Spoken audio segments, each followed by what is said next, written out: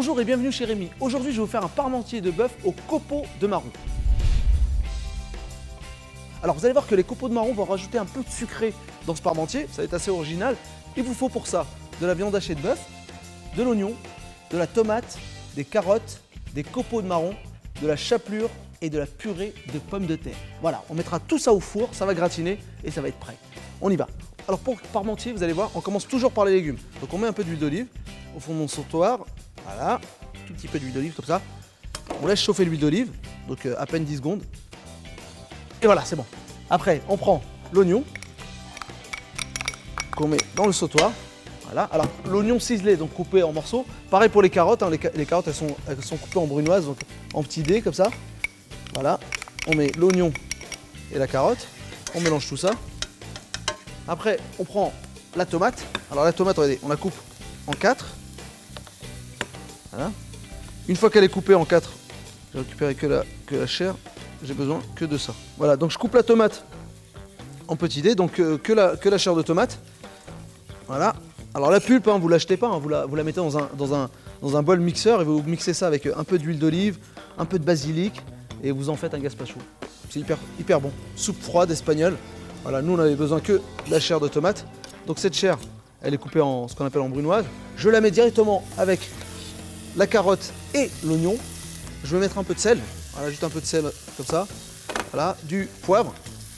On assaisonne tout ça. On va bien assaisonner. Et les légumes, en fait, on va les garder un peu croquants. Quand il reste à peu près 3-4 minutes de cuisson, on vient chercher la viande hachée de bœuf et on la met directement dedans, dans le sautoir. Voilà. Donc je mets une première partie, en fait. Voilà, une première partie que j'écrase avec ma spatule.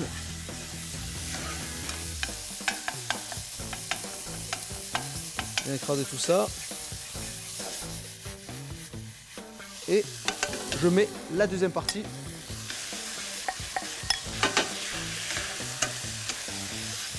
On laisse un peu cru la viande, on la laisse un peu bleue, on appelle ça bleu. On prend le sautoir, on prend le plat à gratin, on va tout mettre au fond de son plat à gratin, elle est comme ça, avec tout le jus de la tomate, de la carotte et des oignons. Voilà, une fois qu'on a ce mélange, on étale bien le bœuf, les carottes, l'oignon, un peu de tomate. Voilà. Une fois que c'est étalé, on vient prendre des copeaux de marron. C'est là où elle est l'astuce en fait, c'est qu'on va en mettre juste une petite dizaine comme ça au-dessus.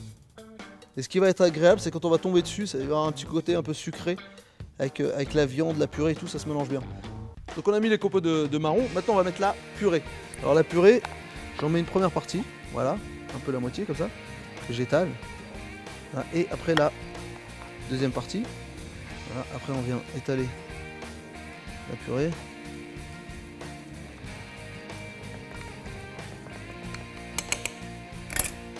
Alors on a mis la purée, on a mis donc il y a la viande en dessous, au milieu il y a les petits copeaux de marron et dessus on va mettre un peu de chapelure pour apporter un peu de croustillant.